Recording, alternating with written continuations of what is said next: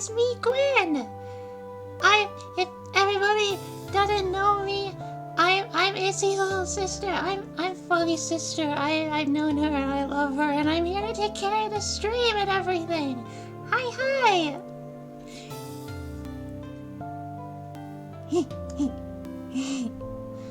Hello. I am here. For everybody who didn't have a chance to tune into Izzy's last stream Friday, she said she was gonna go away for a while to do some magic stuffs. So I'm filling in for her. Yeah. She let me know like everything. She did a little like musical doodad to fill my brain with all the stuff I need to know. So you're in good hands. Promise. I'm excited.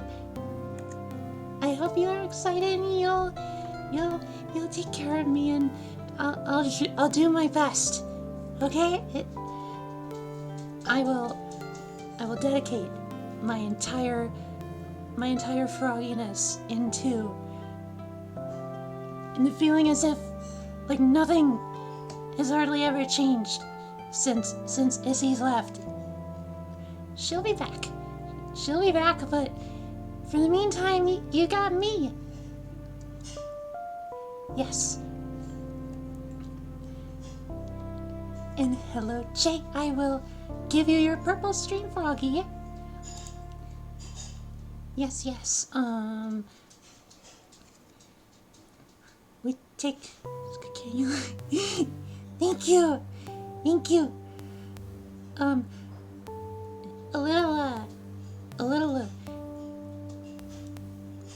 little precautionary word.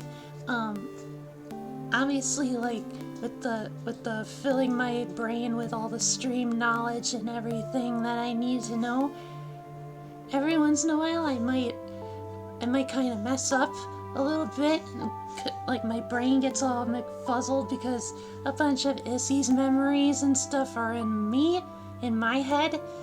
So sometimes I might mistake myself for my own sister, and I might answer to Izzy, or I might end up calling some Lily pals like specific nicknames.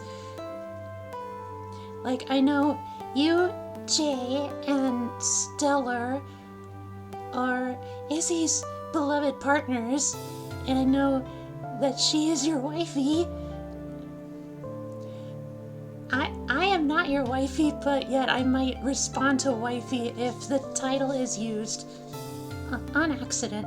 So just so you know, Lily pals. Yep. Okay. Otherwise, I don't really have much else to talk about. I'm just me. I'm a little froggy. I'm a frog girl, just like my sister, but not quite, because I'm not really magic. Yay! So she left me to be in charge for like the first stream that I take care of, just to decide what I wanted to do. And it looks like I took a look at the VOD channel to see what there was, what seemed most interesting or good for a new but not too new stream. So I decided we're gonna revisit the alien game, the FERMI paradox. This is part 2. We gotta take care of the alien stuff. We gotta tell their stories, because there's like the car empire that looks really cool with the wings and the 4 arms, and they look like almost like alien vulture things. And then there was like a point fodder like prey race thing And then I think there was a third one. I don't remember what the third one was. But yeah. Okay. Yeah, I'm Gwen. I'm excited to get started tonight. Thank you all for having me. Okay, let's see. Time to get the game all started, methinks. Let's hop you right on in. Gotta start the game here.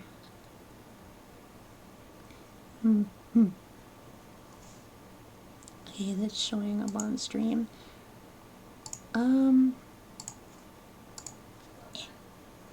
Skip movie. It's the main menu. There we go. Alright. Everything's working. Good, good. And we are continuing Vulcan Dynasties from August. Wow.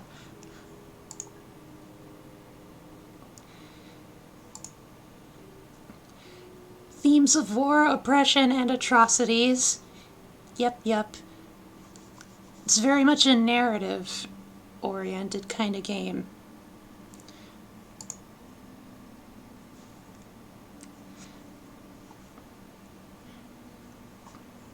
Let's see, the game is loading. Yep.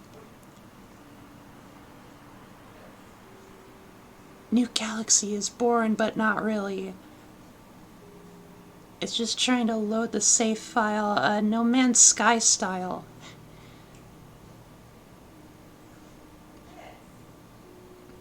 Anybody who's played No Man's Sky would know what I was talking about.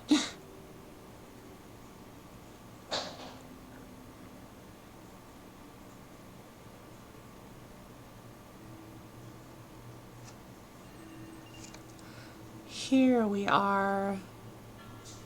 Okay, so we have, yeah, the car states. Here are the cars, and then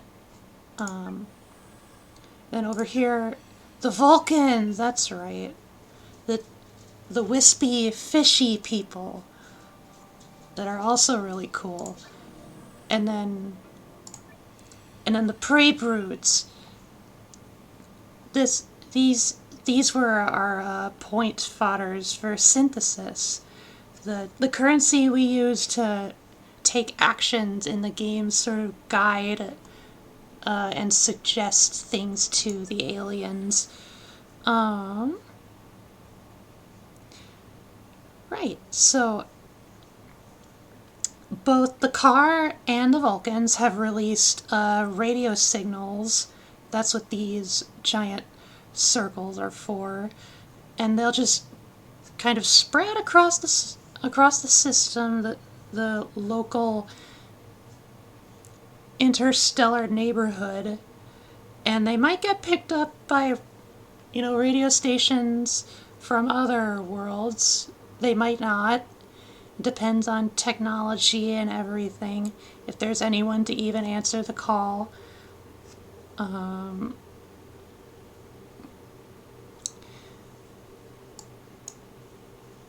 Okay. Yeah, so right now there's only 3 races. 3 aliens to concern ourselves with. There was a 4th, but it looks like they went extinct. Yeah. Whoops. So that's where it left off. Also, the car have a spaceship on their way to the Ross system, which is where the prey are. No!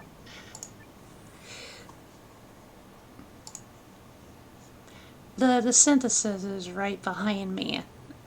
Oh, right, the purple froggy for J. Right. There it is. Yay, Froggy!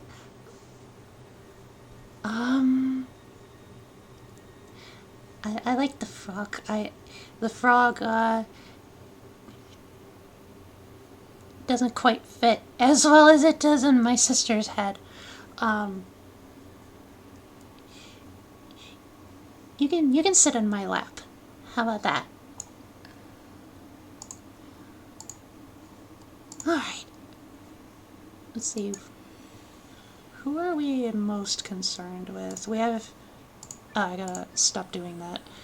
I gotta remember the X is always there, and it's not for closing out the little menu.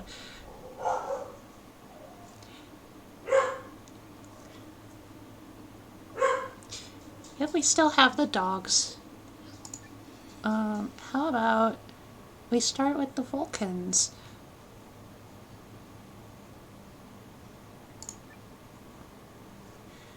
Here's kind of the log.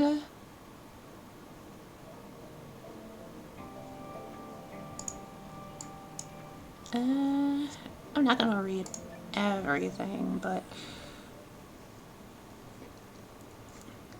it's hard to figure out what to do first, just picking up the game right as it is. Yeah. Seismic activity produces a new mountain range on Tau Ceti 3. Is that... Okay, no, the cars are from Gliese, Tau Ceti, Ross, Rigel, Kepler, Tau Ceti, here. Okay, there's nothing there. Is there life after death? I don't know. An animal species on Boyajian Prime shows signs of higher cognition. That means they're getting smarter. We might have a fourth coming soon. Okay, the car states dealing with power in Gliese. Flying aces dominate the skies of Gliese Sea. Jets perform risky reconnaissance missions at the speed of sound and posture to show military might.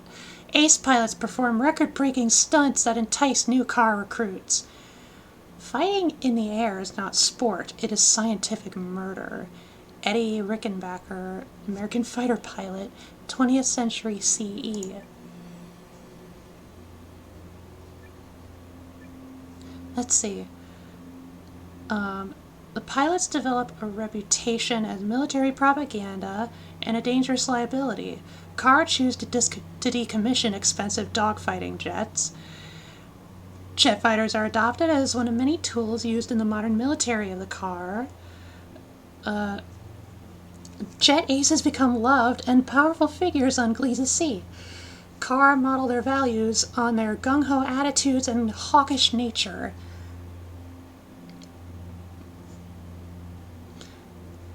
I don't quite remember, like, culturally what the car were all about.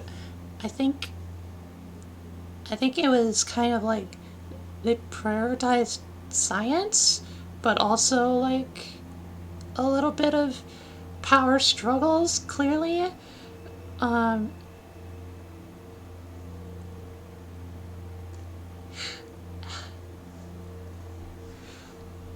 Jet fighters are really cool.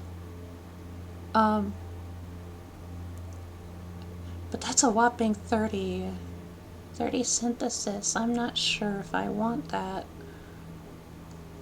And obviously, like the absolute power, that's a bit too much. And we don't need 100 synthesis, I don't think. 84 is already plenty.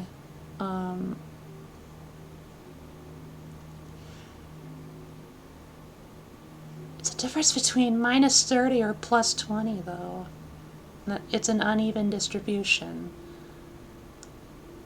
Sad as it is to see, I think the jet fighters will have to be in concept only. Jet age aces are only remembered on Gliese Sea as showboats and tools of warmongers. Fighter jet wreckages were preserved as a reminder of the dangerous hubris of militaristic pursuits. Oh, and they really need resources. Oh dear. Innate injustice causes suffering and despair among the car, inching closer to dystopia by 1%. Tech. The car mourned the death of a great nuclear scientist who leaves behind an important legacy. Cool, cool. How are things on the ARC ship? A new line of analog robots is developed by the car ARC ship engineers. They got them beep boops. Beep boops are good. Oh, but they're experiencing depopulation. That's harsh. A new generation of car ARC ship officers takes over system maintenance. Will we reach our destination safely? If I have anything to say about it, I'm gonna do my best.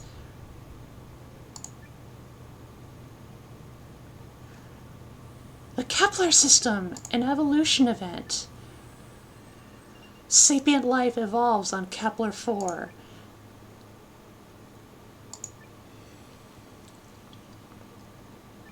So way down here, another civilization is born.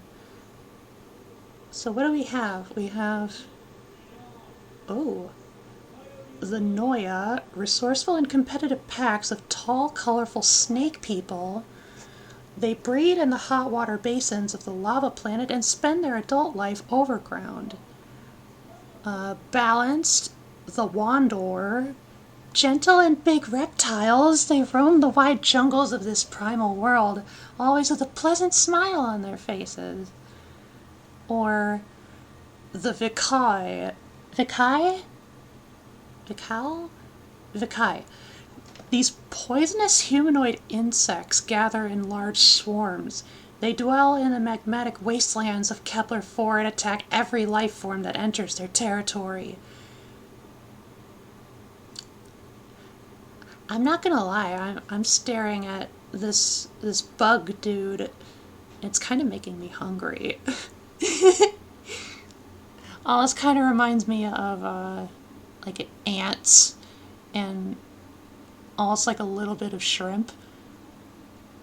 And it's tasty. But you know, the Wandor, look at them.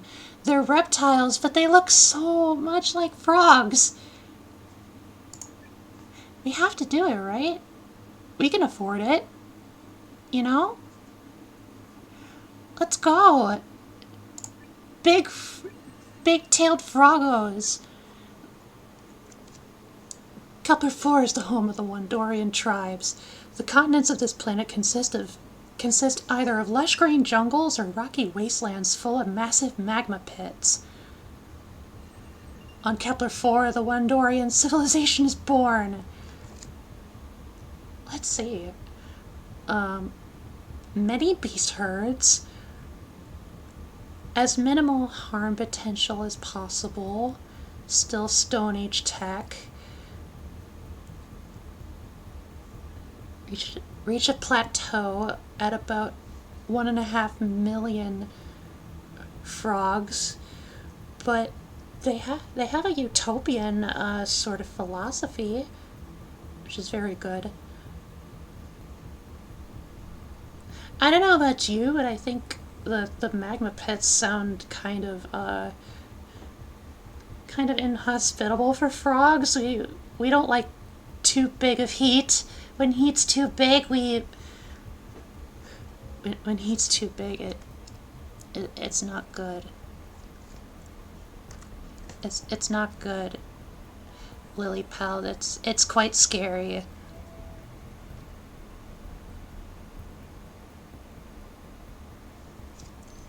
So I think I'm gonna abstain on the population. A once powerful tribe falls. Meanwhile, on the ARC ship, armed conflict threatens the car.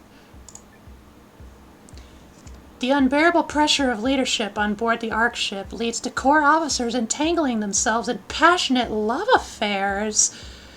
But jealousy over sexual relationships now threatens to become violent unless the crew does something.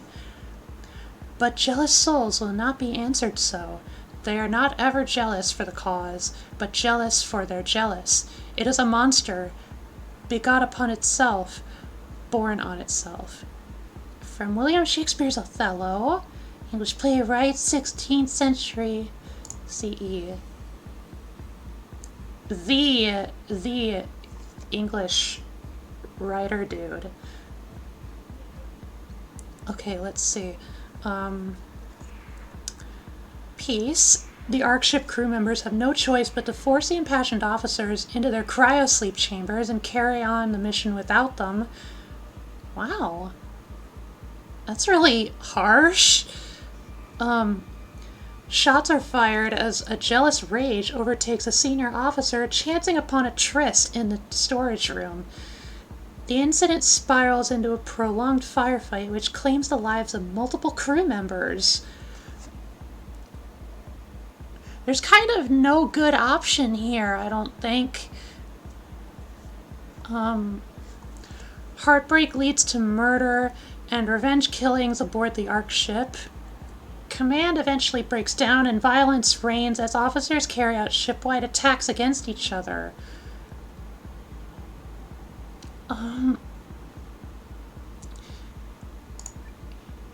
We can't afford total prevention, but again, like the forceful cryosleep is that's so sad. It's sad. I don't like it. I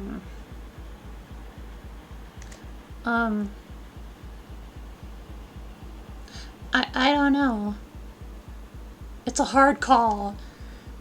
Like, total war, I don't think that'll do any good.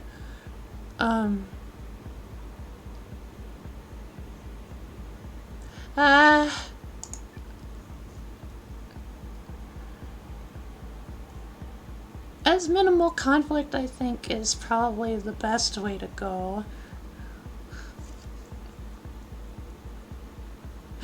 Yes, hello, Stellar. Hi. Yes, I am Gwen. I am Issy's little sister, and you are Issy's wifey. It's great to meet ya. I'm playing an alien game, and we're trying to prevent conflict from romantic situations gone awry.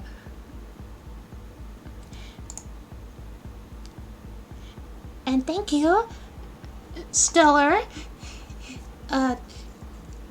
Thank you, Stellar. I will give you your pink Froggy right here, and I place right on top.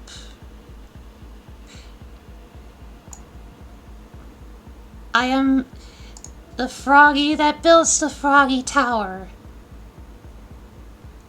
Yeah, I'm glad you like my hopping. It's what I do best.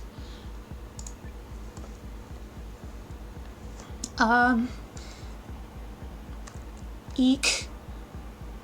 I think regular conflict is probably, by and large, the best choice. A jealous officer started a minor conflict after firing upon a romantic rival. The survivor still feels shame for letting the personal relationships of its core officers suck them into a deadly conflict. Well, hopefully they come to regret the things they do.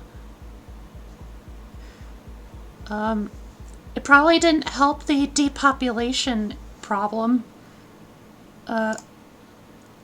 Harm potential is probably the best course of events. Armed astronauts on the Car Ark ship are reassigned to non-military positions among the crew. Good. Utopia. The interior of the Car Ark ship is completely redesigned by the crew. we love a little refurbishment. We like to pretty up our spaceships, right?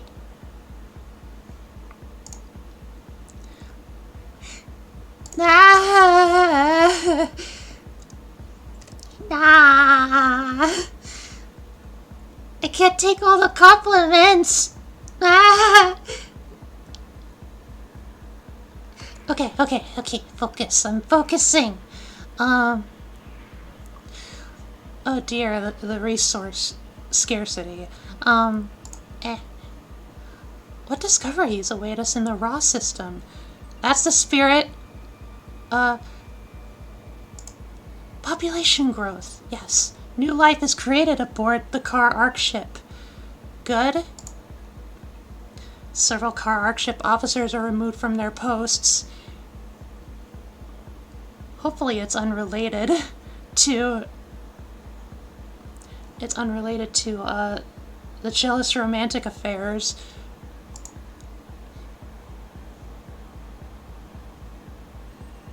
Okay. Yeah, more growth. More life. Meanwhile, on the prey planet, an extinction event? Oh my. Aggressive predator beasts on the ocean planet Virgo savagely attack their intelligent tool-making neighbors. The creatures target settlements and replicate fast, jeopardizing the survival of the prey. For this was the land of the ever-memorial beast, the Napoleon Bonaparte of wolves. He ate women and children, and shepherdesses celebrated for their beauty. He pursued armed horsemen. Actually, I'm going to move the window a bit there. Okay. Robert Louis Stevenson, 19th century CE. Oh, I saw that the radio signal passed over the planet, so no contact to the prey. Oh my goodness. Oh my goodness, grievance. The predators are a horrific menace to the prey. Many settlements fall, and the survivors flee to remote islands where the beasts cannot reach them. Close call. The prey react quickly and defend their settlements by building complicated traps for the predators. Complete extinction. Oh, thank you for the clip. Thank you. Oh my god, my first clip. Ah! Oh my god. It makes me so excited. I hope Issy will be proud of me by the time she comes back. Ah! Oh, right, extinction. Well, like we said, these prey are basically just a synthesis farm, so we probably shouldn't worry too much about them. But, you know, short term versus long term, you know?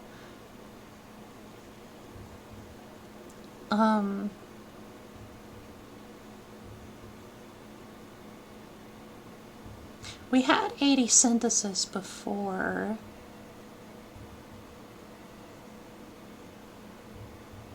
I think so far there's nothing that really necessitated saving up that much, so I think we can play the long game here. You know? Minimal survivors, but still many lives lost.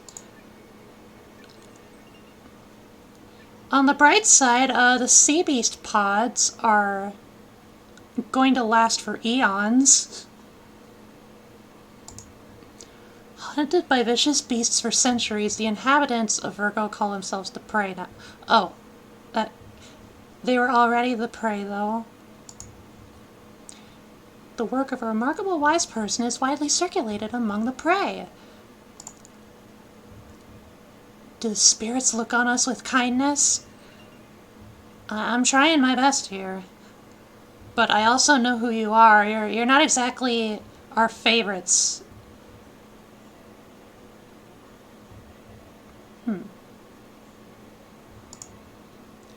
A growing refuge island expands its influence on Virgo.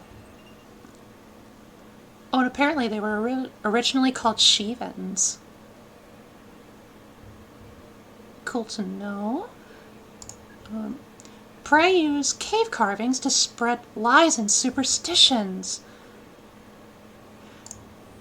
Meanwhile, with the Wandorian tribes, they reach the Obsidian Age.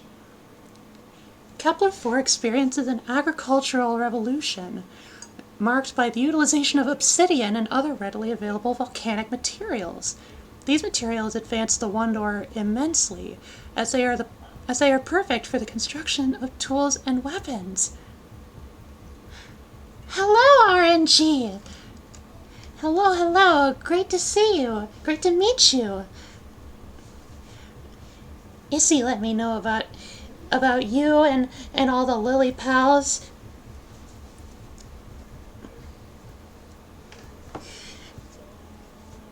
And you want a yellow Froggy? I can give you the yellow Froggy for the Tower of Frog.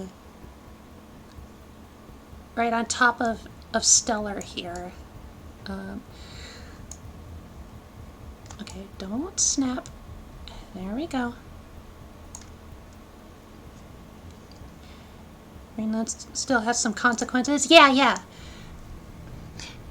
my memories are a little jumbled up, thanks to Izzy's magic stuff that I don't understand. So I might answer to certain titles or make certain references that I don't actually relate to. But I'm still Gwen, and I'm doing my best. Alright.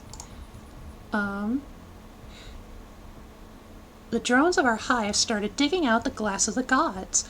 This was the beginning of our path to grow from a feverish swarm and to become the World Eater Empire. Hive Queen Whirl Artemi Emperor Second Cycle Wormwood System. Space! Hello, Devolve, fellow Froggy! Welcome! We are frogs in space! Speaking of which, we actually had a new race spring forth from the evolution soup, and they look so much like froggies. I had to say yes to them. Anyway, the Obsidian Age. Thanks to the development of obsidian containers and volcanic fertilizers, the Wandor are able to farm with more stability. This leads to Kepler-4 becoming more suitable for larger permanent settlements. Agriculture gets a boost, and Wandorian settlers are excited to start growing their families. At a cost of only 10 synthesis. Otherwise there's wisdom. The wise folk shape the obsidian materials into lenses to observe the stars. I don't think obsidian works that way. While other Wandorian scholars gather knowledge of the strange flora and fauna blossoming between the lava flows. This leads to an explosion of knowledge and propels the Wandorian ahead in a major way. Evolution soup equals frog soup. Yeah, I think that's correct. Oh, and then there's power. The wise folk focus more and more on the development of weapons encouraged by their chieftains. Unique, razor-sharp weapons made of volcanic glass strengthen the warriors of the Wandor and give them an advantage in future conflicts. Well, we already established that, the froggies, these space froggies, space cousins,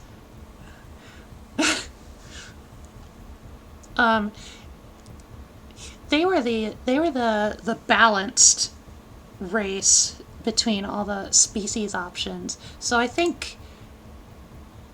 don't think power would suit them. Besides, if we want more synthesis, we still have the prey. even though they almost faced extinction just a few moments ago. Blood for the blood god? Or no blood for the blood god. We already spilled some blood, technically. It's just not the space cousins that are spilling it. Anyway, I think advancement would be good.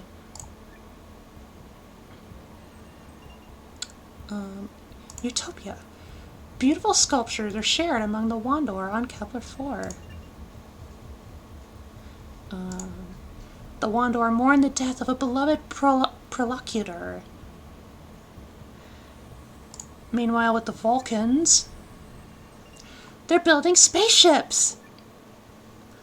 Wanting to create more space for themselves in space, ha ha ha ha, Vulcan rulers had to scheme to send prisoners and non-contributing members of society, on special reform voyages where they might be capable of establishing a clean slate or finding job opportunities in yet-to-be-established colonies in the Tau Ceti system. Live long and prosper, Vulcan jerks. Oh yeah. Somewhere over the rainbow, way up high, there's a land that I heard of once in a lullaby. Apparently that did not come from Wizard of Oz?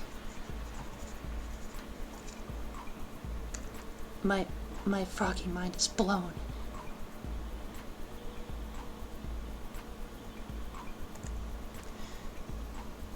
Okay,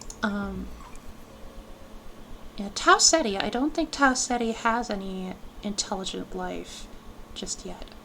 Oh, but we can afford an epic project. After a few silent changes to the International Constitution, a 5,000% spike in criminal behavior is found across Rigel 7. Prisons are too full, but a fleet of unused expeditionary space vessels might provide an emergency detainment alternative. That sounds incredibly scummy. Prison inmates on Rigel 7 are given a blunt ultimatum to either stay within the oppressive confines of their jail cells or to hop on a prison cruise across the galaxy in search of a new life. Or a dead end. A large environomic crash on Rigel 7's energy markets inspires brutality and hatred against the parasites on planetary resources. Jesus. To avoid increased austerity, Vulcans of this outgroup are booted from society's nest onto interstellar craft to see if they could fly with clipped wings. What the fuck?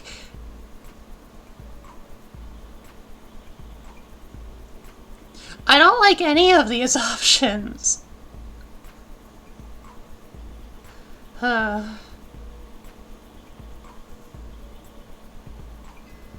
I don't want to spend any. I don't want to spend any synthesis. Actually, you know, disregarding the narrative bits, I think we can be satisfied with just the car ship that's still headed outwards towards the prey planet. So,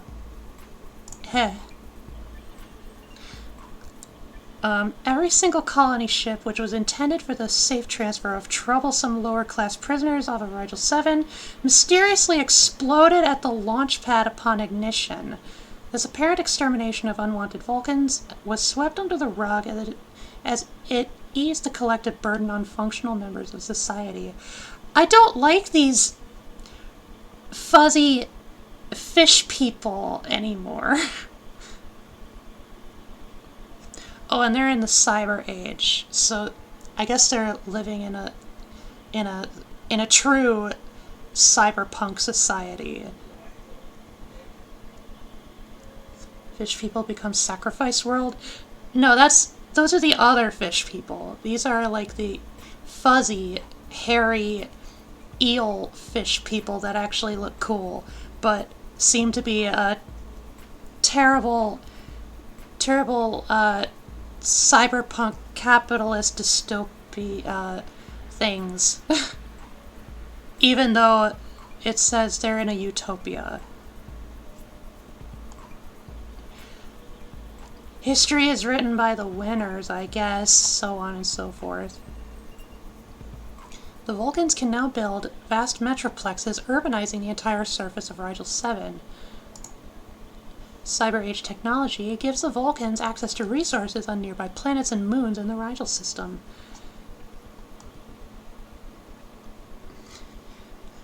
Hairy cyberfish, yes. Pretty much. Can't spell dystopia without most of utopia.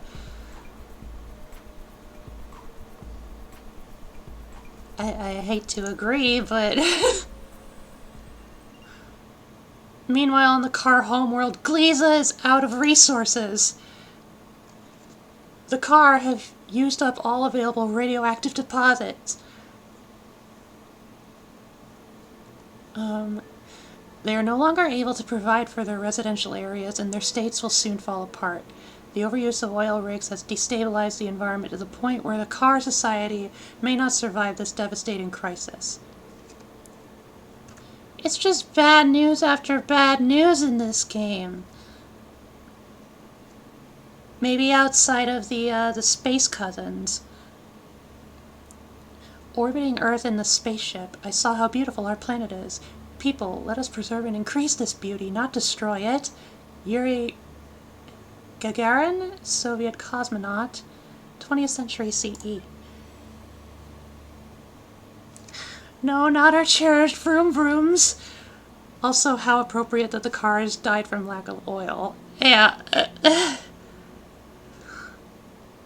Okay, exhaustion of radioactive deposits. Chaos and panic lead to the complete disintegration of the car states. Will the car take their automatic rifles and obliterate each other, or will they find a more peaceful way to deal with societal collapse? 51% chance of total carnage based on the car ethic and harm value. So, the ethical value is decent, but the harm potential is quite bad. Regress. To survive, the car have to abandon their residential areas and form small self-contained communities. The fall of the car states could lead to savagery and oppression. Or, these are the final days of the car. The collapse of their civilization is accelerated by the use of atomic missiles deployed by the states in their fight over the last remaining radioactive deposits. Mad Max, let's go into the Thunderdome! Well, we don't want complete extinction.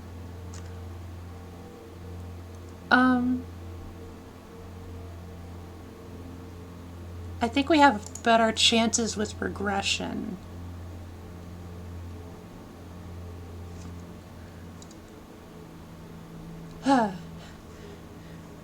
Tribalism is the way. Mad Max Fury Road. Let's go save some wives. Yes, I understand regression is Mad Max. Okay. At least there's a lowish chance of tyranny based on ethics. I'm crossing my little fingies. My little froggy fingies.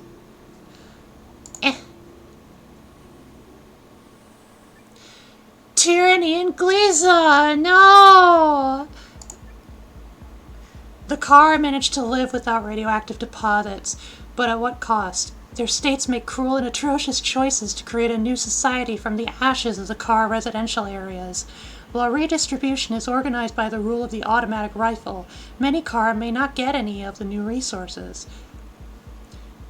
You know, only one immortant Joe per region, that's a low percent chance of tyranny. If you want a picture of the future, imagine a boot stamping on a human face forever.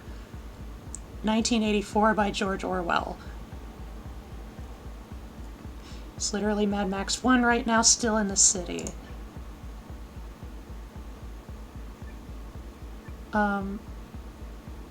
Okay, let's see. Minimal repression. In the shadows of the disintegrated residential areas, the Car are able to reuse the resources of their former states. Inequality, however, rises, and nuclear scientists become motorized infantry, but the stagnating population survives. Regular development. Under the iron rule of the automatic rifle, only a few Car have access to resources collected from the fallen states. All others wither away in a short period of time. Total repression. The worst of the worst manage to climb to the top of Car society. They hoard resources of the former states inside ruins, while commanding hordes of motorized infantry. The rest of the Car simply perish. Yeah, we don't want that. I think, motorized infantry. Yeah.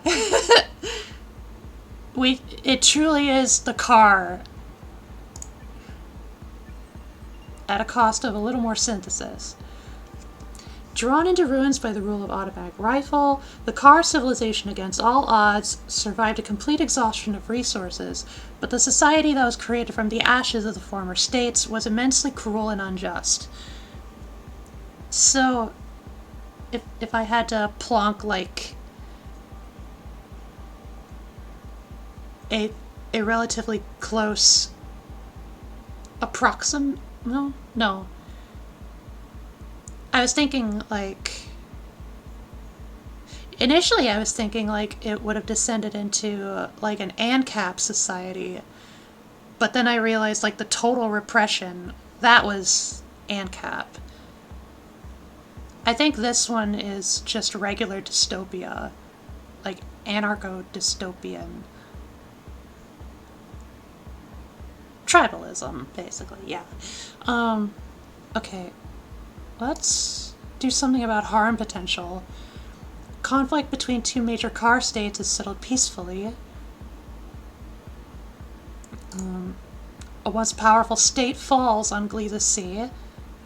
I think that's going to be a recurring trend.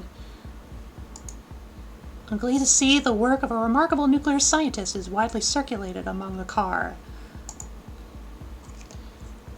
Psychologists of Gliesa Sea inspire the Car to live peacefully. We could stand with a little less population growth. I know the resources are now good for quite a while, but still.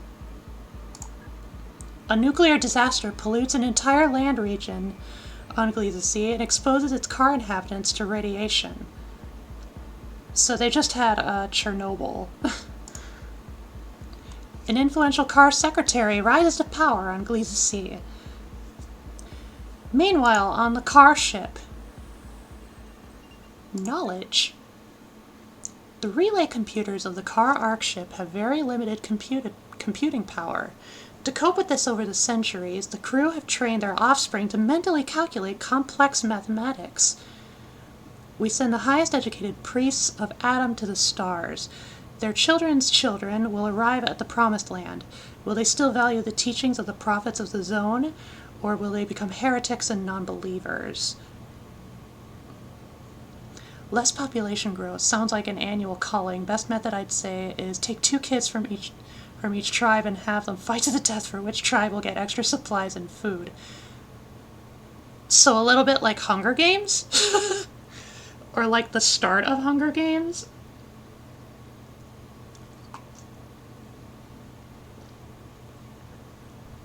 It sounds like carnage. Anyway, this was from Doku the Fourth, Maru, High Priest of Adam, year 208 after the Great Fusion of the Tau Ceti system. The Hunger Olympics, we could call it. Okay. Main objective. The entire crew is part of the simple computer network of the Car Arc ship.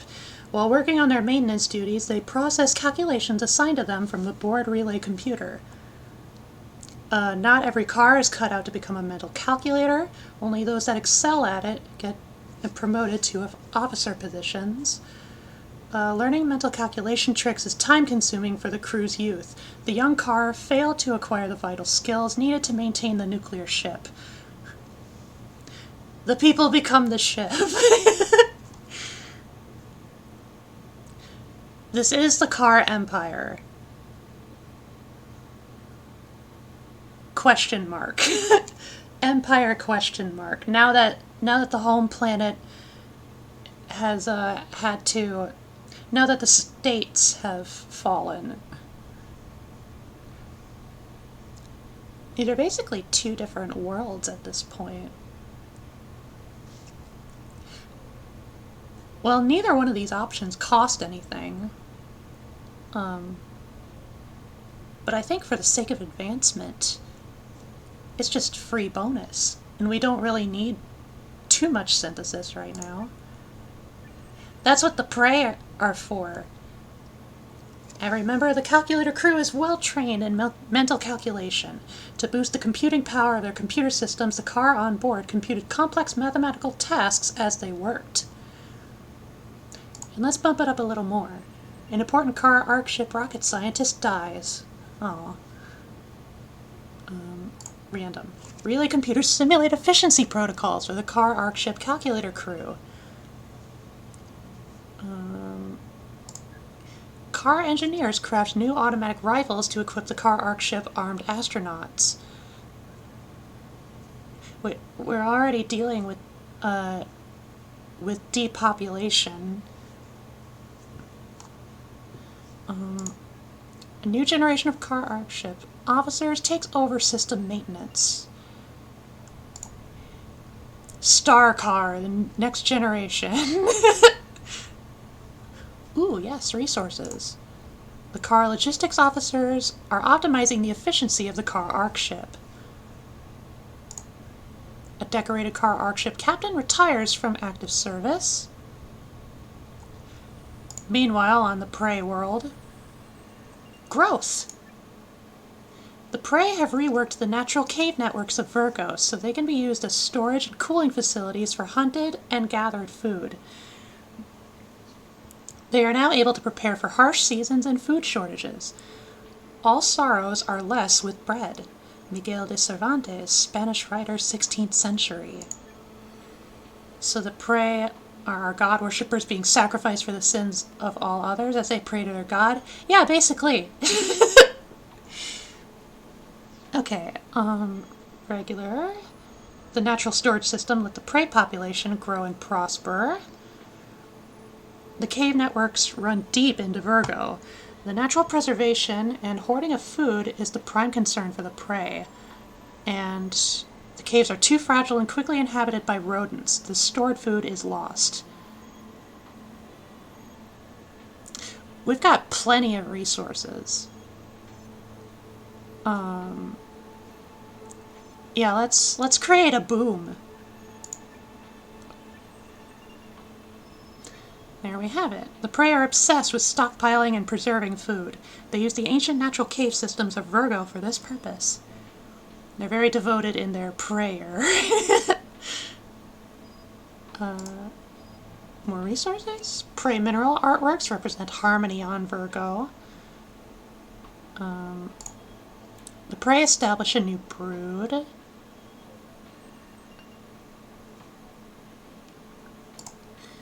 Will our cave islands be safe against vicious beasts? The prey mourn the death of a beloved fiend.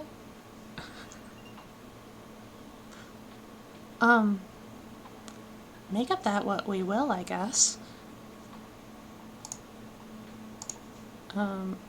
Resources. Keep bumping it up to 1 million years, exactly. And just keep it there. Prey mineral artworks. Will we ever be able to conquer back our world from the beasts in the wilderness? Meanwhile, with the Vulcans, they reached the Solar Age. Overcoming previous limits of propulsion and engineering, Vulcans are now able to build ships capable of exploring and colonizing their own solar system. Advanced AI are built to escort them on their journey, while mastery of genetic engineering allows Vulcans and their crops to adapt to the new colonies. To read about cities and huge industrial enterprises and really successful colonization, you can imagine what it might have been like, what Mars ought to be like. Philip K. Dick, amazing name, American science fiction writer, 20th century CE. AI slave revolution, let's go. Let's see. Orbital space labs develop tech to allow Vulcans to expand even further into the cosmos. Techniques are developed to allow terraforming and colony construction in even the harshest environments in the Rigel system. A fleet of city-sized battleships patrol the Rigel system to ensure that colonies remain loyal to the government on Rigel 7.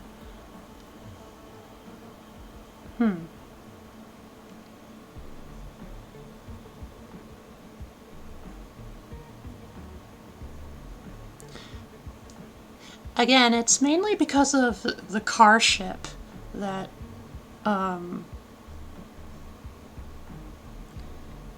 it's mainly because of the car ship that, like, I'm not really in a hurry to make other, spacefaring things for other races, but, Warhammer 40k sounds interesting.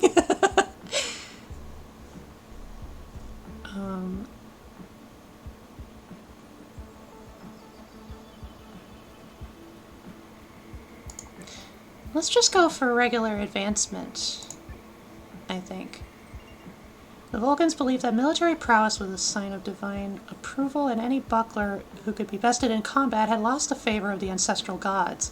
Through this loophole in the mandate of heaven, rivals could take over the celestial dynasty. I think this was an old, like, ancient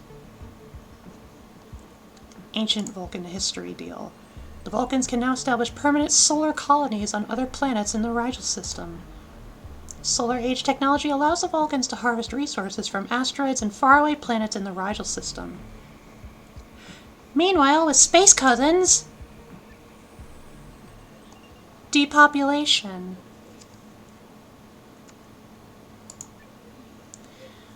On one fateful revolution of Kepler-4, only very few offspring are born. The leading theory about how Wandorian life begins has to do with something magical that occurs during sexual intercourse. Could a deity be invoked to supply the vital spark at the right moment according to star charts? Or would the answer lie in a medicinal plant or potion? Perhaps consuming the reproductive organs of sacred animals could optimize the conditions for successful mating. The frightened and confused civilization turns to its sages for guidance. Take 2 new earthen pots, each by itself, and let the woman make water in the one and the man in the other, and put in each of them a quantity of wheat bran. And thou shalt see in the water that is in default small live worms, and if there appear no worms in either water, then they be likely to have children in process of time when God will. A medieval fertility test. Huh.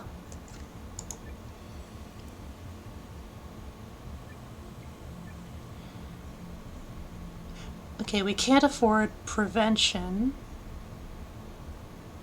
In which case, understanding that the act of mating was the cause of pregnancy, medical and spiritual sages shift their focus to act as sexual mentors in Wandorian settlements. Regular. After a long phase of trial and error, the Wandor believe that a divine curse is the cause of their infertility crisis. However, methods based on this assumption don't always yield positive results. And then, the sages invent an array of ineffectual remedies for infertility, but it's unclear whether the potion peddlers really believe their own sales pitches or if they are purely profiteering off of the prevailing panic. I'm not quite sure if I want the space cousins to be in the age of capitalism just yet. They're still kind of dealing with feudalism? Question mark? Beep beep beep beep beep beep beep beep beep beep beep beep beep.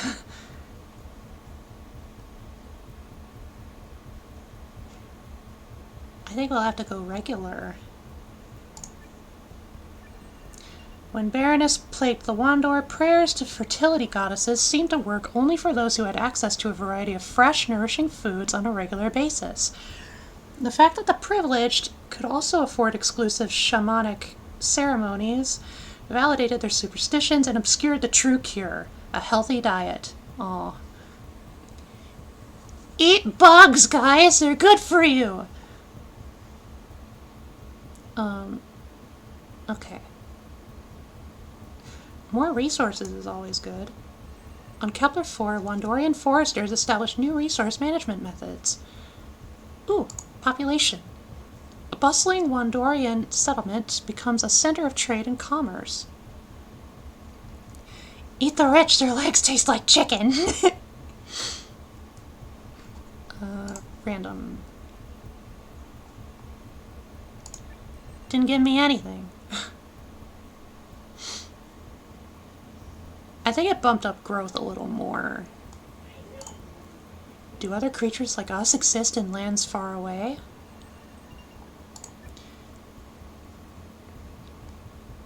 As far as the canon of this game is concerned, yes. To a scale you probably don't yet comprehend. Let's bump up their tech.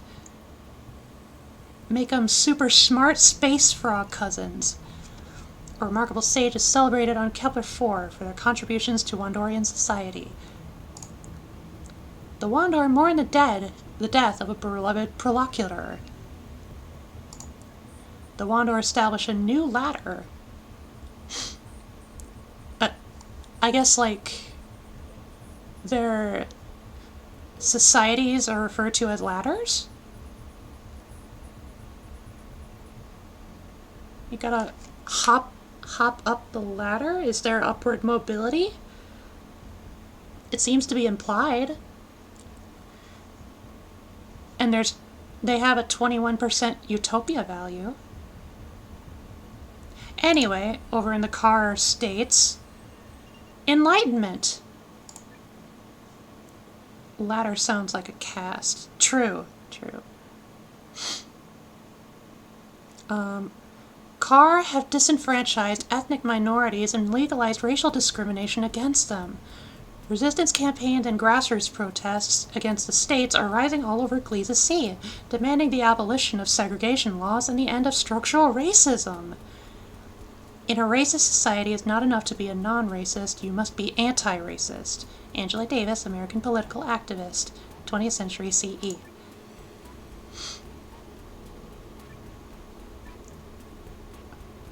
Oh no, we can't afford it to be a pillar. Discriminatory laws are abolished and car society is transformed by the civil rights movement. Class systems are dismantled by settlements, land-based compensation, and community restructuring. The civil rights movement makes a huge impact on lawmakers, but the structure of car society is still rooted in discrimination. The secretaries of the car states scorn the movement. Law enforcement is used to infiltrate and break up civil rights groups. The privileged clutch to their racist past. It's kind of a combo of these two as far as, like, the real world, right?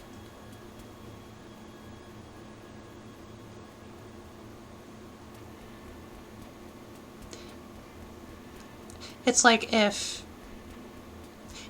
this is one end of the sliding scale, and then this is the other, and then this is the midpoint, I think, like, the real world would be, like, right in between these two, maybe?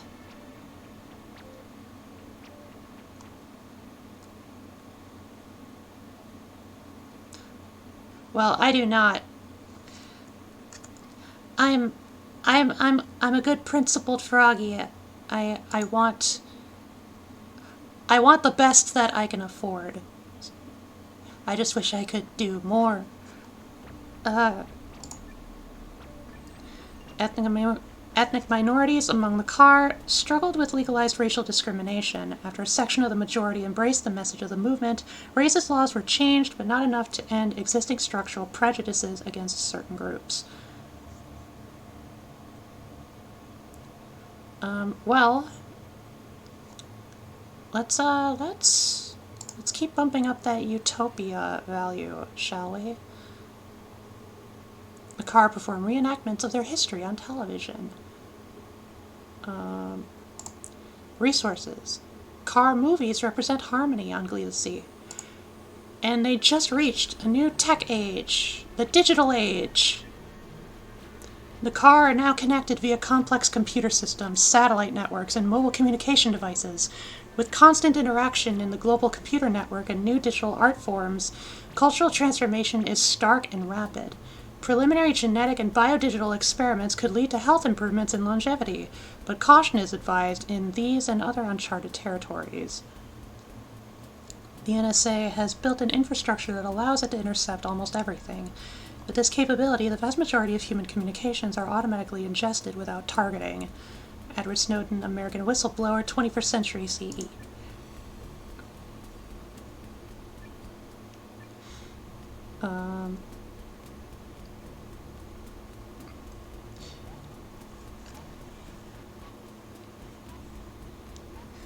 Yeah, I'm just thinking, like, at the very beginning, like, when we started the game, there was a disclaimer like, hey, sometimes the topics addressed get really real,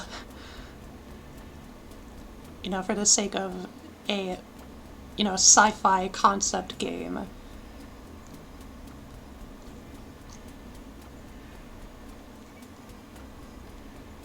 It's not really always a bad thing, though. Anyway, Advancement, the car continue their exploration of space with renewed vigor.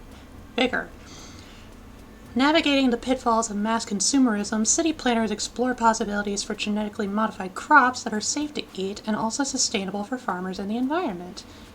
At a cost of 30 synthesis. Oh dear. Power, digital technology applied to warfare result in guided missiles, enhanced recon, and remotely piloted combat drones. With autonomous killing machines just around the corner, states could also implement ubiquitous surveillance to keep tabs on their citizens. And then, car all over Gleesea have unprecedented access to information thanks to the internet. With processing power to spare, they may launch a coordinated search for intelligent life in the galaxy, or try to find cures for their deadliest diseases. That sounds good. And affordable. Recordings of a large desert music festival on Gleesea were broadcast throughout the galaxy. The audio was pure joy and madness, a combination that would surely spark strong reactions in distant aliens. I believe this was my sister's doing in the last FERMI Paradox stream. The car can now connect large metropolitan areas on a global scale. Digital age technology allows the car optimal access to all Gleesea's resources. Meanwhile, the Wandorians evolve. They reach the Steel Age. The Wandor and Kepler 4 are able to access countless sources of heat to refine metal ore. They start creating strong alloys to construct weapons, armors, tools, and buildings. Take your instinct by the reins, you're better best to rearrange. What we want and what we need has been confused. Finest work, song by Peter Buck and Michael Stipe. Stippy? American songwriters, 20th century CE. Likely well before I was born. Okay. Steel reinforced buildings and cave systems offer the Wanderer protection from the harsh environment of Kepler 4. Soon, settlements are getting expanded and colonists develop new bold designs for their living spaces, leading to an era of impetuous urbanization. The sages pushed the boundaries of alloy use and developed multiple new applications. Through the creation of printing presses and alchemistic laboratories, they are able to research the secrets of the primal world in much more detail, and their findings impress and inspire the Wandor. Or, steel armor and melee weapons start dominating the battlefield. Deadly siege engines can haul containers full of lava into the midst of enemy armies, to great pleasure and satisfaction of both prolocutors and swordfolks, who miss no opportunity to burn their enemies to a crisp. Fun as that sounds, I don't want our space cousins killing each other, so we'll probably... Advancement sounds tempting.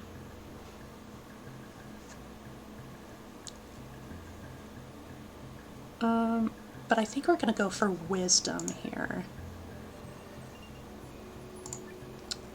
The Wandor are now able to produce sophisticated metal alloys, allowing them to construct impressive cities. And then on the car ship made contact with the prey.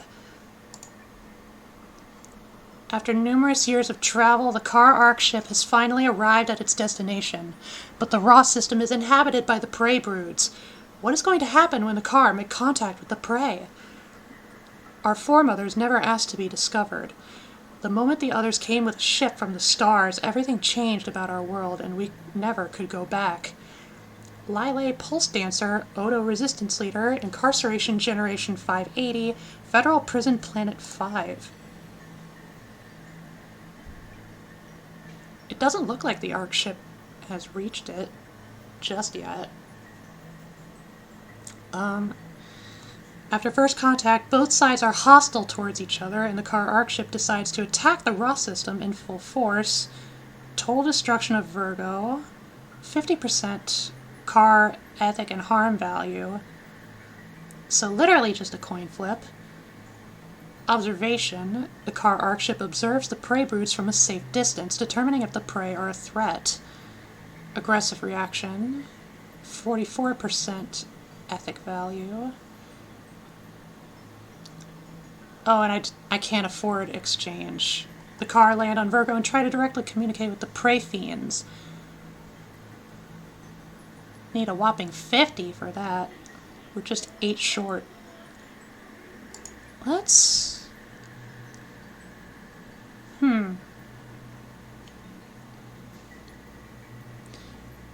Again, let's try for the long term.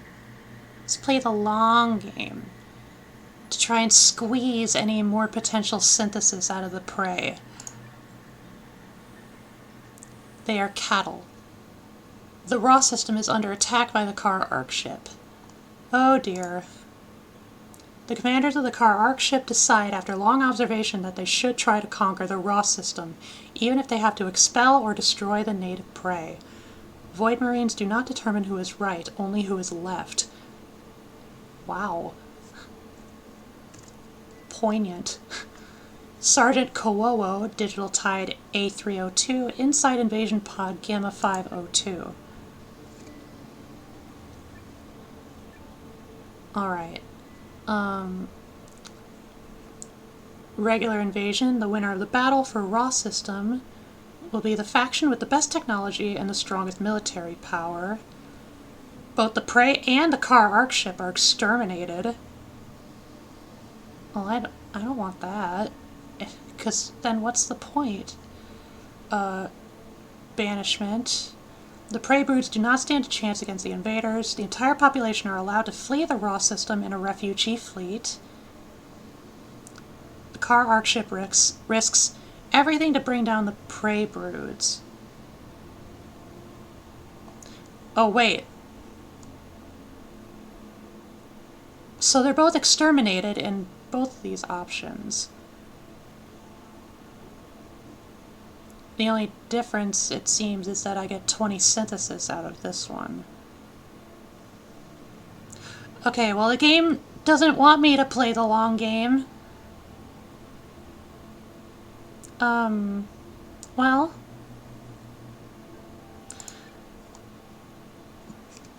Bye-bye, prey. Thank you for your services to our synthesis funds. Bye-bye. The planet was once inhabited by a species called the Shivans.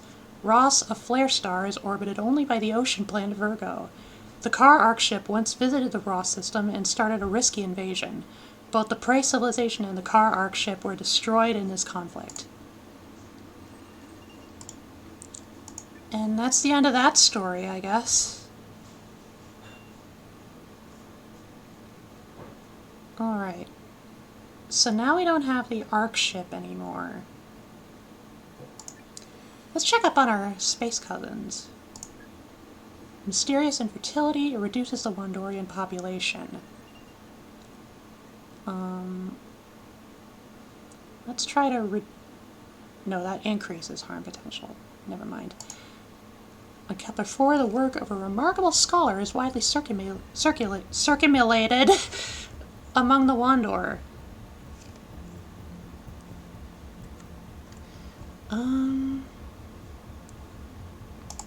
Just synthesize. Will the lights in our sky go dark one day?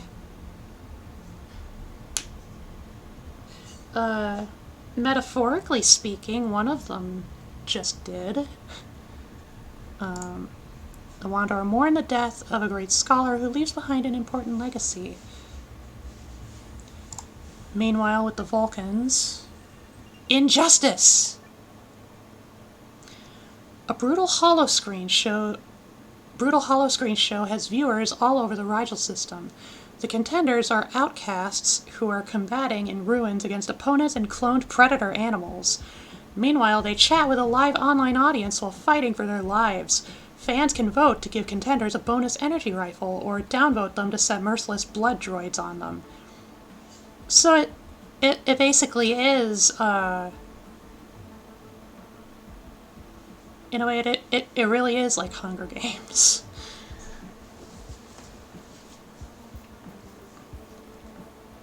Wait, was it the car or the fishy, the Vulcans that did the Hunger Games? I've already forgotten.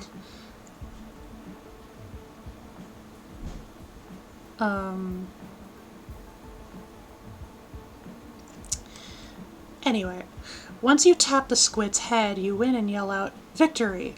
At that moment, I felt as if I owned the entire world, exhilarated. Squid Game, Korean TV show, 21st century.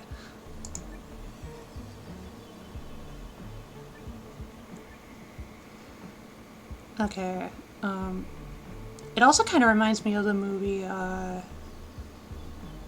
was it Game Over? It wasn't Ready Player One. Like, this movie came before it. Let me look it up.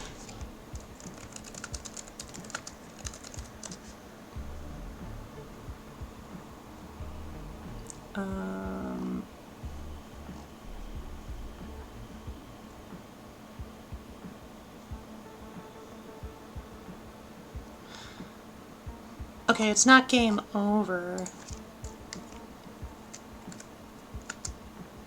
Oh, it's Gamer. With Gerard Butler. Wait.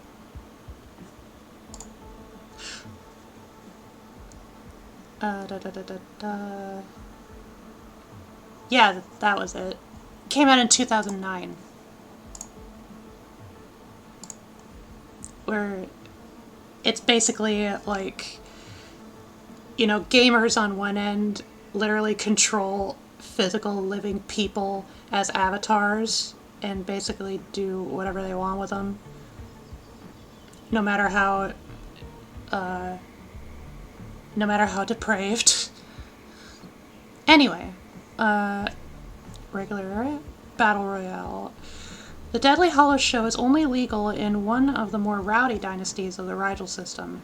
Other supervisors try to ban the live-stream battles, but a huge audience is able to watch the gruesome spectacle through an illegal connection with the only legal stream. massive injustice. All Vulcans love the gruesome show, and contenders are selected among those who resist the Vulcan dynasties. The different blood bots and cloned monsters become popular brands, and viewers eagerly collect merchandise while watching their favorite players fight to the death. Prevention. A shady organization tries to establish the secret show on a far-off moon of the Rigel system, hidden from the eyes of the Vulcan dynasties. But when the Deadly Gladiator show gains traction, a concerned supervisor sends out a battalion of robotic infantry to end the games and capture the organizers.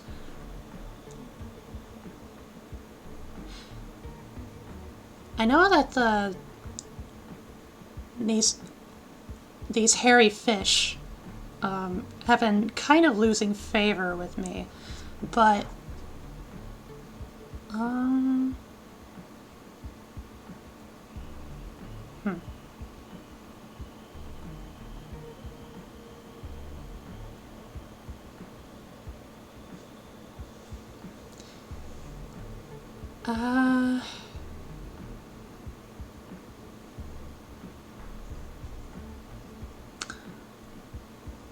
hey, you know what? Since the prey are no longer around, we don't have a point farm. So it's gonna... Let's absolutely crash the society into dystopia. Why not?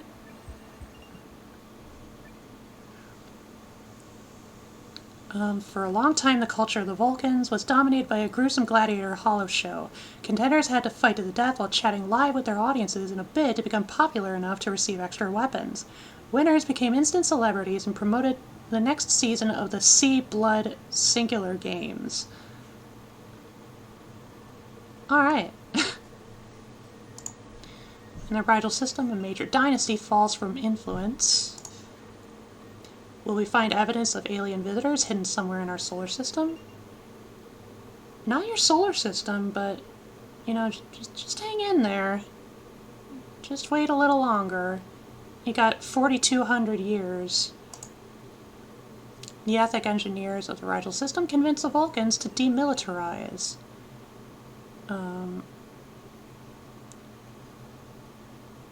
We could take a little hit to tech. Our fusion engineers are lying to us.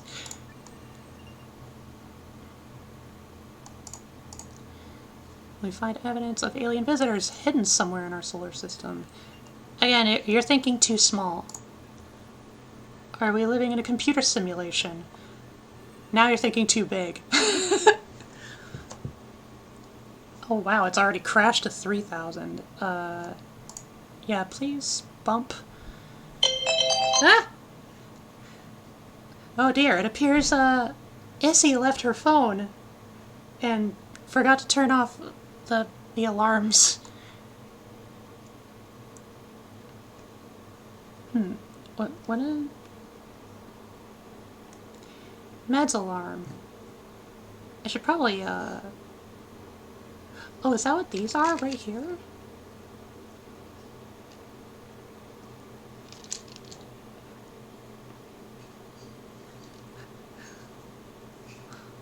Alarm time.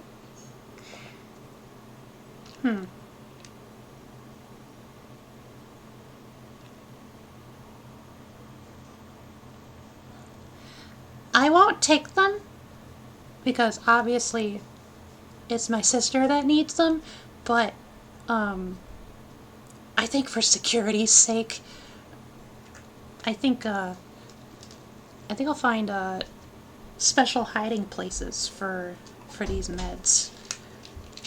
It'll have to change every time.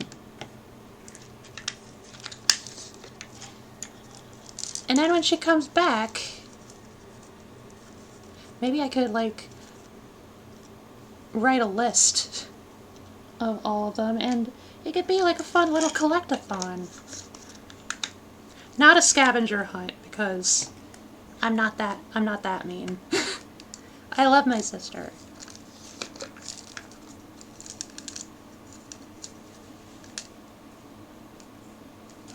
Alright. Time to take care of these.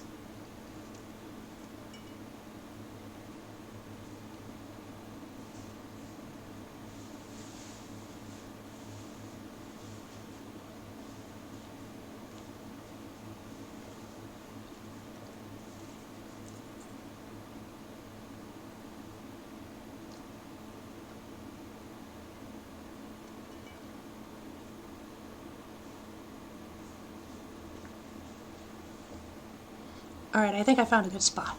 Anyway. Going on in the car groups, because they're not states anymore. Paradigm shift. A hacking collective has disrupted commerce worldwide on Gliese Sea.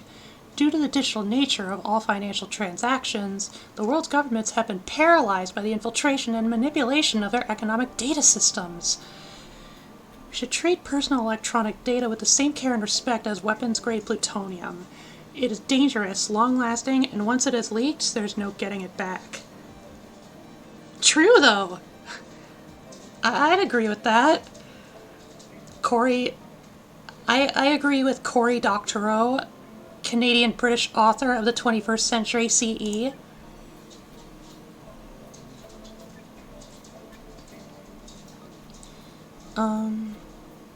Oh wow. The hacking collective leverages the situation to expose corrupt government practices and negotiate fair personal data rights for all CAR. Governments pay extortionate ransom to end disruption of economic activity. Tax havens become especially problematic after this event. The world's governments refuse to cooperate with the hacking collective, and the economy is in complete shambles, and chaos ensues.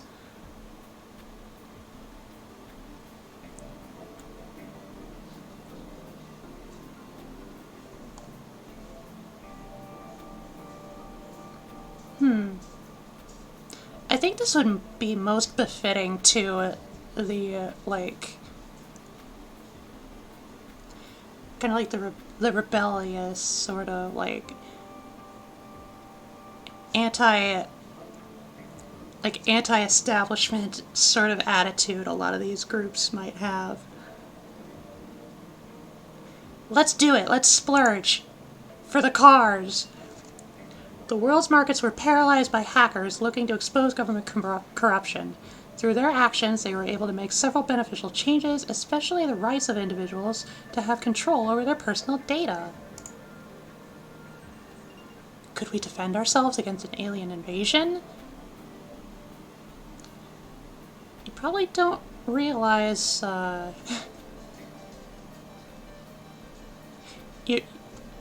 y'all couldn't really, stand to defend yourselves even to survive against primitive fish prey.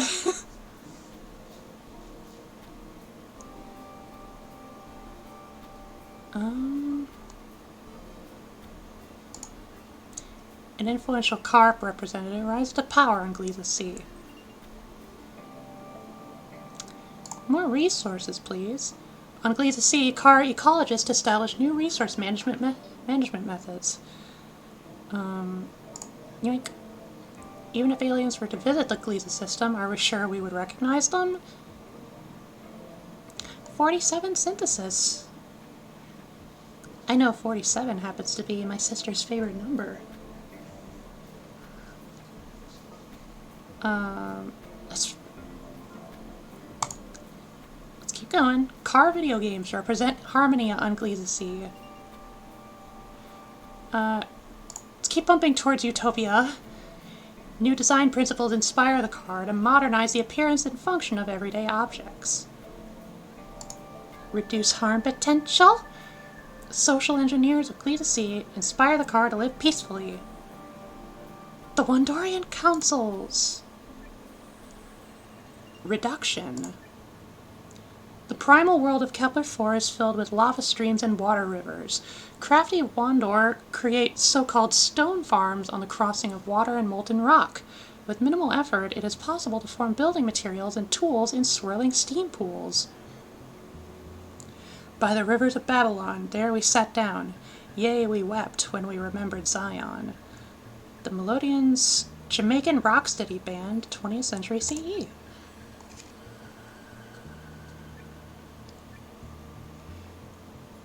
Okay. The city is full of craft folk, settle between the rivers of water and lava. From there, they start providing easy-to-mold building materials and stone tools to the councils of Kepler-4. Unfortunately, water streams and lava rivers rarely flow close to each other, so the stone farmers have to travel over long distances to find and utilize these natural lava forges. Work near the water and lava streams is extremely dangerous. Hot steam and sudden magma eruptions take many Wandorian lives. These are our space cousins. We can splurge a bit. We can bless them. The Wandorian cities have been constructed using building blocks shaped in so-called stone farms. Countless craftsfolk resided between water rivers and lava streams and used the different elements of Kepler 4 to literally form the building blocks of their civilization. Let's go! The Wanderer composed an epic poem recounting their history. Sounds good. Kepler 4, the work of a remarkable scholar, is widely circulated. Beautiful ballads are shared among the Wanderer. An influential Wandorian eminence rises to power.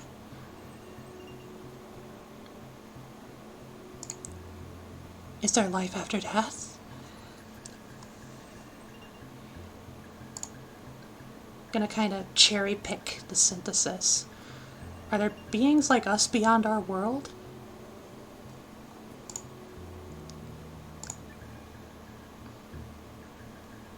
Alright. Meanwhile, with the Vulcans, consumption. Low tax rates and loose regulation on an asteroid near Rigel 7 spawn an off-planet tax haven. As word spreads about this profitable opportunity, wealthy individuals and businesses rush in to set up their investments, and the asteroid belt is filled with Vulcan ships.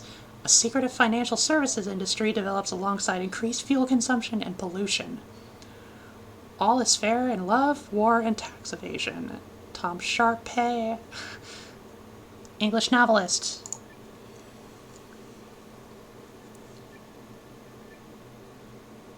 Yeah, it seems like more and more I care less and less about these hairy fishies. In a coordinated global effort, the dynasties of Rigel 7 crack down on off-planet tax havens. This prevents excessive consumption of resources and other shady dealings. While many Vulcan dynasties sign an agreement to blacklist the asteroid tax haven and prevent wasteful travel, others refuse, succumbing to the pressure of rich lobbyists whose sole aim is to protect their investments. And, excited by the promise of financial gain, the Vulcans do nothing to prevent the tax haven from developing. Vulcan ships flock to the asteroid belt to establish and maintain off-planet investments. Yeah, let's invest in that glorious synthesis. Rigel 7's resources were greatly depleted as a result of unfettered travel to an asteroid tax haven that was tacitly supported by the Vulcan dynasties. Meanwhile, reduced harm potential. Vulcan robotic infantry lay down their energy rifles and abandon the art of war. Robotic infantry? So they've developed, like, AI with free will? Fun.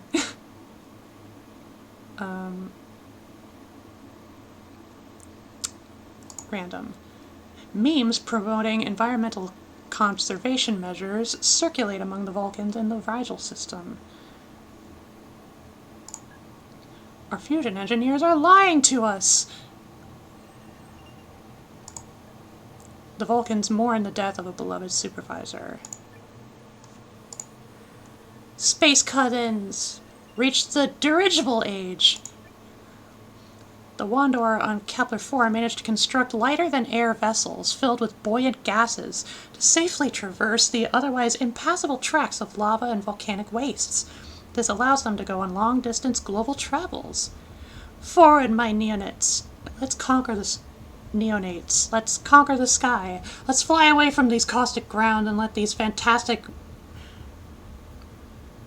ballons carry us to a new promised land.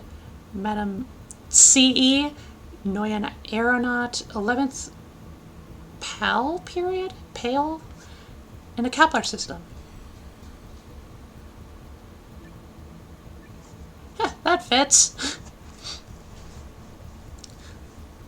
The Wandor establishes aerial trading routes over formerly unpassable lava streams. These routes revolutionize commerce and trade on Kepler-4. The metal lodes of the Wandorian councils become very popular with other societies and help improve the reputation of the Wandorian councils. Thanks to the immense airships, the Wandor are able to examine many new regions. Their travels offer great scientific insights and inspire philosophers to dream of leaving their primordial world one day. And war dirigibles are filled with steel lancers equipped with simple firearms. Born and raised in the hazardous environment of their primal world, these Wandor are dropped into other societies to plunder and kill without scruples. No sir to that.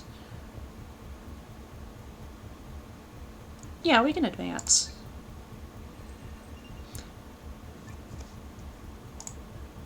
The Wanderer can now travel their primordial world via dirigibles, connecting capitals everywhere on Kepler-4.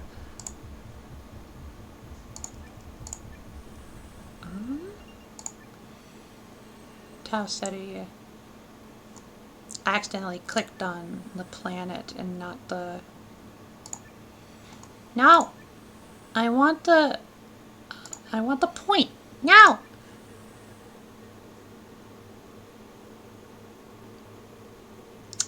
Fine. Are we living in a computer simulation? Car mechanized infantry lay down their assault rifles and abandon the art of war. And they reach a new technological age. The Cyber Age. With rapid advancements in artificial intelligence and technologically augmented car, the civilization undergoes drastic change and reaches new milestones in science, engineering, and the arts. They're flying cars now! He still dreamed of cyberspace, hope fading nightly. All the speed he took, all the turns he'd taken and the corners he'd cut in Night City, and he'd still see the Matrix in his sleep. Bright lattices of logic unfolding across that colorless void. Neuromancer by William Gibson, American-Canadian speculative fiction writer. We stand speculative fiction. The car focused on innovations in engineering. This includes finding the balance between consumption and resource preservation, advancing the infrastructure of their megacities, and exploring the galaxy beyond Gliese. Crossing into the realm of AI, Car now have the ability to vastly improve their societies and facilitate communication with faraway beings. However, new technologies present great risks as well, so a little extra wisdom couldn't hurt. And then the Car prioritized military power, creating new tools for defense and combat on Gliese or elsewhere in space. The fear of yet unknown alien enemies inspires dreams of interstellar conquest. That's not... We're already dealing with some of like the Mad Max kind of stuff here with the flying cars.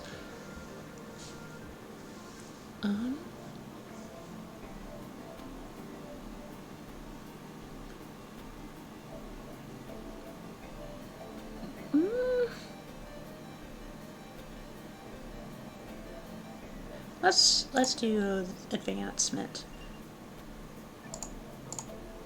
The car can now build vast metroplexes, urbanizing the entire surface of Gliese. Cyber Age technology gives the car access to resources on nearby planets and moons in the Gliese system. And with the Vulcans, extinction! Oh joy! A global security update for the AI software used throughout Rigel contains a critical error in the threat assessment routines. This could cause all robots to malfunction violently. Thank you very much, Mr. Roboto, for doing the jobs nobody wants to, and thank you very much, Mr. Roboto, for helping me escape to where I needed to. By Styx, American rock band.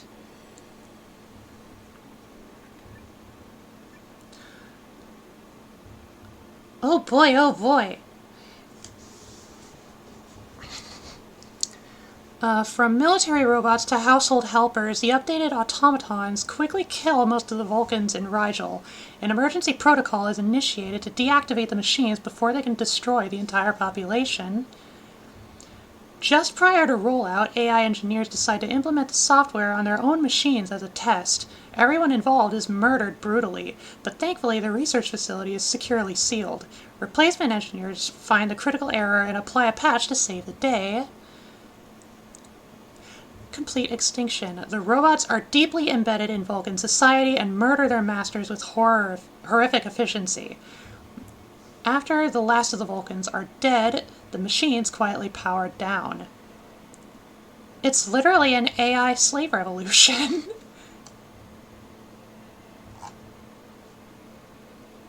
And you know what?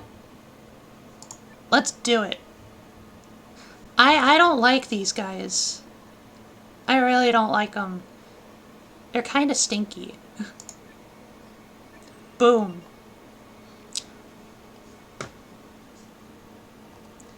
Well, this planet was once inhabited by a species called the Esh. Rigel, a blue supergiant star, is orbited by the ice planet Rigel 7 and 3 smaller stars in proximity. Once home to the Esh, the Rigel system now harbors an army of deactivated robots. These machines went on a killing rampage after a software update caused them to correctly identify the Esh as a major threat to their own civilization. Correctly identify. Continental drift creates a new landmass.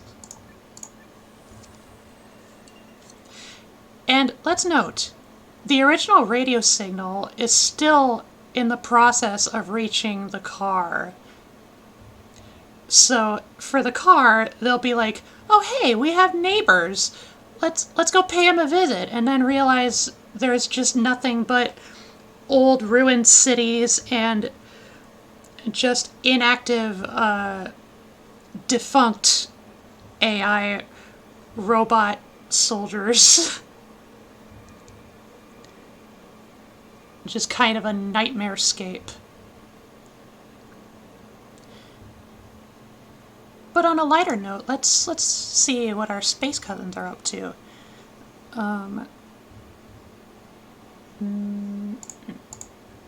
once powerful institution falls on Kepler-4. 100 Synthes! An influential Wandorian hierarch rises to power on Kepler-4. Oh, now they're called institutions.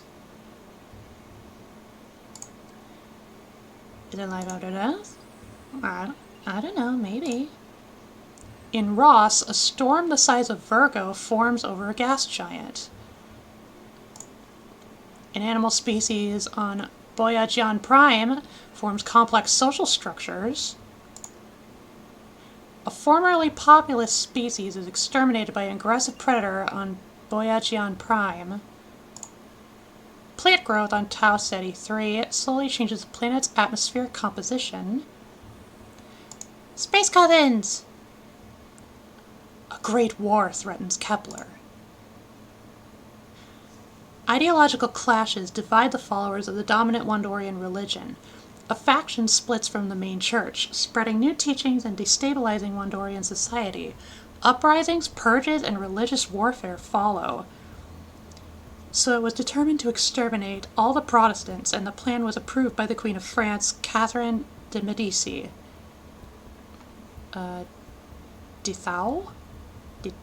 Dethou? French statesman witnessed the massacre of St. Bartholomew's Day, 16th century CE.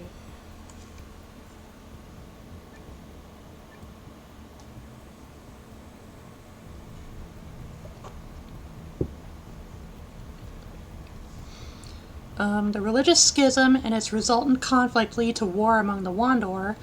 Many die screaming the names of their gods. Ugh. The defectors are brutally punished and respond with violent uprisings.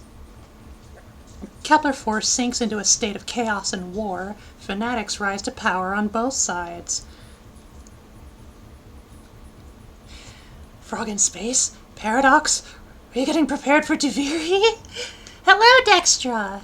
Hi, welcome, welcome.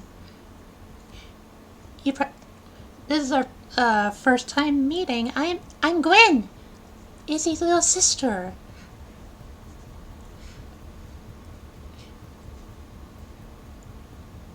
We are babysitting some aliens, including our space frog cousins. Yeah, hello. Hi. Okay. After the first wave of violence, religious leaders meet to negotiate peace between the two factions, preventing centuries of spiritual strife. Yeah, that one. We want only the best for our space cousins. Multiple Wondorian churches enjoyed a tranquil coexistence despite conflicting views on theological matters. Their disciples preached peace, and their doctrine forbid violence against other faiths. Once each planetary cycle, their leaders gathered for a friendship ceremony. And they all made pretty flower crowns for everybody. Will our sun expire and bring eternal darkness to Kepler-4? Let's reduce that harm potential, shall we? The thinkers of Kepler-4 inspire the Wandor to live peacefully. An influential Wandorian hierarch rises to power. Yoink. Same question. More resources is always great. Wandorian landscapers establish new resource management methods. Let's do the smart. A remarkable academic is celebrated on Kepler-4 for their contributions to Wandorian society. Just nail 922 thesis on religious frogginess on the church as well. Or walls, I think you meant. Does Kepler-4 revolve around our sun? The car conglomerates. Knowledge. The car are so connected with their computer systems that they adapt their natural language so it can be better interpreted by machines. Besides a mathematical inclination, an exceptionally good mastery of one's native tongue is the most vital asset of a competent programmer. Edgar W. Dijkstra, computer scientist, 20th century CE.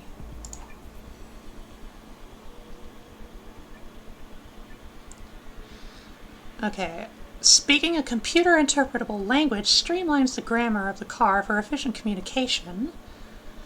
Every car speaks the digital logic language. Access communication and a deeper understanding about computer systems is widespread in this civilization. The new language leads to a deep culture war. Fearing the demise of native original languages, the spoken programming languages are boycotted and outlawed. I mean, that's kind of a point.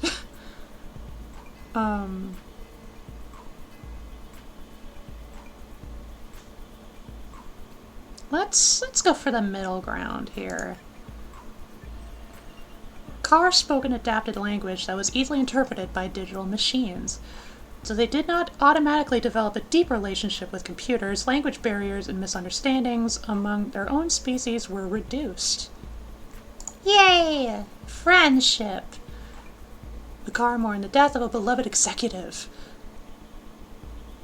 Oh wait, so did their civilization face a resurgence of capitalism? Like corporate capitalism? Oh dear. Let's reduce that harm potential. The value engineers, spiral it peacefully. Yup. Alien invasion. Will we learn to communicate with any machine intelligences we might someday encounter? These are questions. Are we living in a computer simulation? Thinking too big there.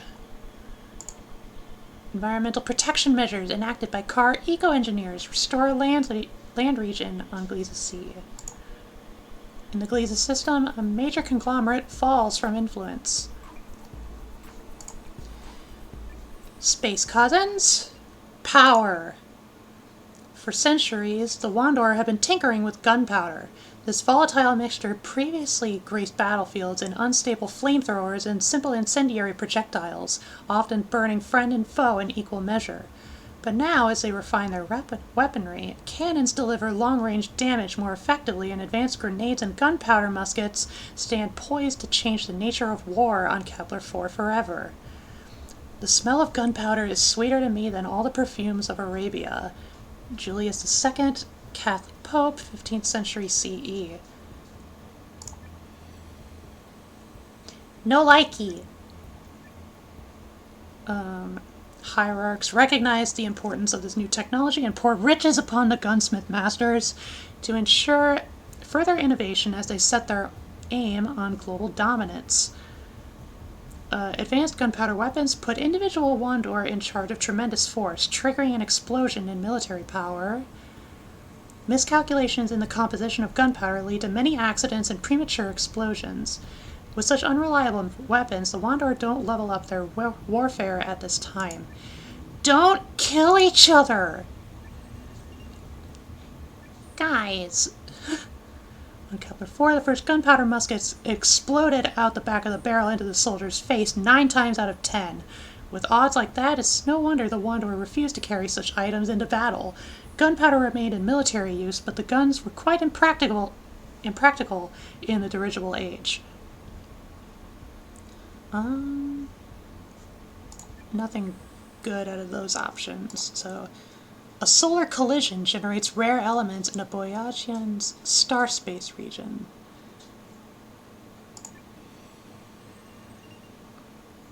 Smort!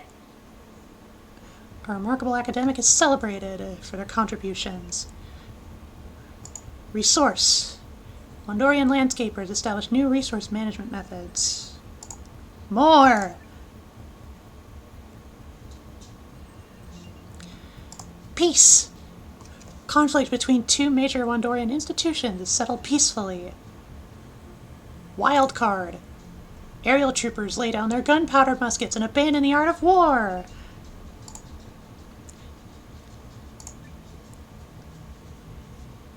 Next, over with the car. Growth. The car are able to build very large, self-contained buildings. Entire societies could live inside these massive structures shielded from outside influences. Behind the port lay the city, factory domes dominated by the vast cubes of corporate arcologies. Once again by William Gibson, Neuromancer.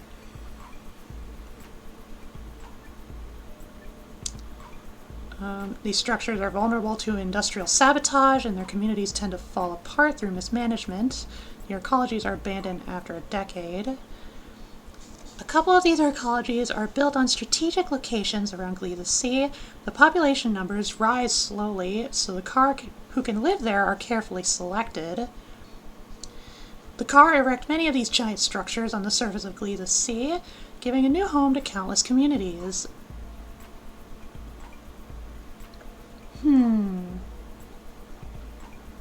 I do know that population growth usually indicates